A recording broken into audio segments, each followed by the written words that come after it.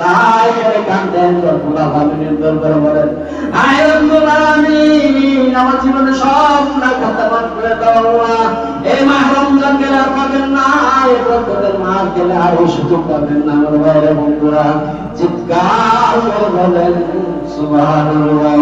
ভাই মোহাম্মদ আলমগীর হুসাইন বিপ্লবী, ভাই মোহাম্মদ আলমগীর হুসাইন বিপ্লবী সাহেবকে তার সম্মিলিত কণ্ঠে বিশুদ্ধ ভাষায় মাধুরীমায় সুন্দর আলোচনা পেশ করার জন্য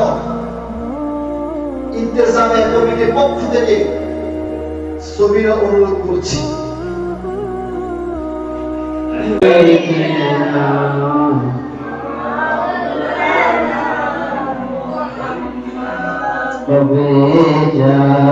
প্রশ্ন আসতে পারে হুজুর, জিবরাইল আলাইহিস সালাম রাসূল সাল্লাল্লাহু আলাইহি ওয়াসাল্লামকে কি বলল?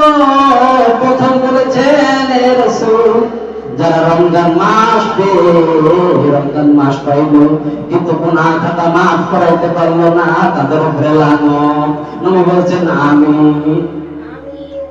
এবং যারা পিতামাতা পেয়ে পিতামাতার খেদমত করতে পারলো না, তাদের সেবা করতে পারলো না, তার উপর লানত।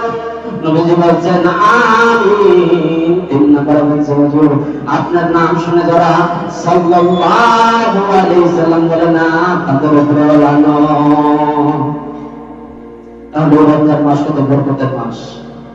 বুখারী শরীফের মধ্যে 2014 নম্বর হাদিসে রাসূল সাল্লাল্লাহু আলাইহি সাল্লাম বলেছেন, আমার বন্ধুরা, রাসূল সাল্লাল্লাহু আলাইহি সাল্লাম বলেন, যে ব্যক্তি রমজান মাসে সওয়াবের আশায়, ঈমানের সাথে সওয়াবের আশায় রমজান পালন করবে, রব্বুল আলামিন তার অতীতের সব গুনাহ খাতা মাফ করে দিবেন। চিৎকার মেরে বলেন সুবহানাল্লাহ।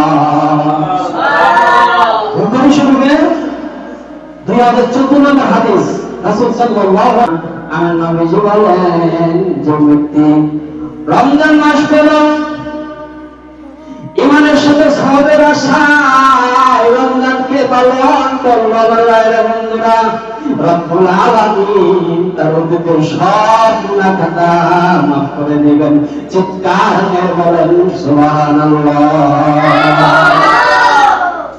কত বড় বরকত মাস এই রমজান মাস। এই রমজান মাসে যে গুনাহ খাতা মাফ করাইতে পারলো না, তার উপর লানত জানাইছে। আমাদের প্রত্যেক দিন ইস্তেগফার করতে হবে। আসুন আমরা বলি আস্তাগফিরুল্লাহ